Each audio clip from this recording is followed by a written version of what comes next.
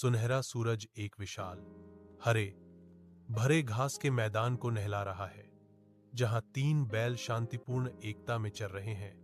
उनका बंधन स्पष्ट है।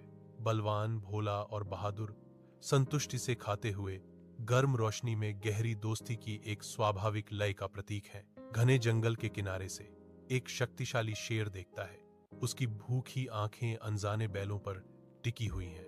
बैलों की अटूट एकता एक खामोश दुर्जय बाधा शिकारी को उसके इच्छित हमले से रोकती है। निराशा और क्रोध शेर के चेहरे को बिगाड़ देते हैं। उसकी आदिम प्रवृत्ति उनकी अटूट दोस्ती से विफल हो जाती है। विशाल जंगल की छांव में एक राजसी शेर बैठा है, गहन चिंतन में डूबा एक खामोश राजा। उसकी तीखी नजर बैलों के एक दूर के झुंड पर पड़ती है। उनका एकजुट मोर्चा एक अभेद्य किले जैसा है। उसे पिछली असफलताएं याद है।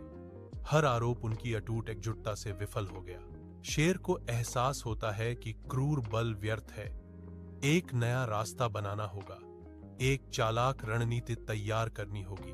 उसके शक्तिशाली जबड़ों पर एक धीमी शिकारी मुस्कान फैल जाती है, जो धोखे का एक भयावह शगुन है। उसकी आंखें दुर्भावनापूर्ण इरादे से चमक उठती हैं। जंगल की खामोशी अब उसकी आने वाली चालबाजी के लिए एक मंच बन गई है। एक हरे भरे मैदान में मेनेसिंग लायन बैलों के झुंड के पास आता है। उसकी सामान्य क्रूरता एक परेशान करने वाली दिखावटी विनम्रता से बदल जाती है। वह भोला को चुनता है। उसकी आवाज में एक अप्राकृतिक मिठास टपकती है। फूट डालने की एक सोची समझी चाल। शेर भोला से फुसफुसाता है, बलवान और बहादुर तुम्हारी बुराई करते हैं।